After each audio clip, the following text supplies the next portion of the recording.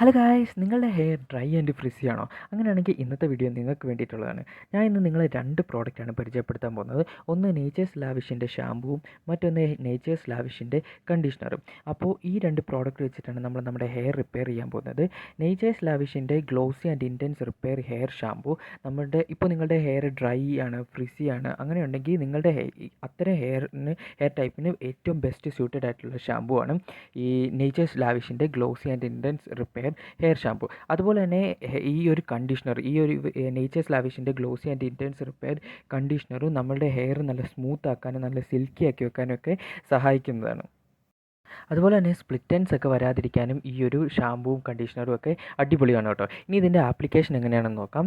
ആദ്യം നമ്മൾ hair wash ചെയ്തതിന് ശേഷം നമുക്ക് എന്തോരം പ്രോഡക്റ്റ് ആണോ നമുക്ക് വേണ്ടത് അത്രയും നമ്മൾ വെറ്റ് ഹാൻഡിലേക്ക് എടുക്കുക. അതിനുശേഷം നന്നായിട്ടൊന്ന് കയ്യിലിട്ടൊന്ന് റബ്ബ് ചെയ്തതിന് ശേഷം നമ്മളുടെ സ്കാൽപ്പിൽ നന്നായിട്ട് അപ്ലൈ ചെയ്യുക.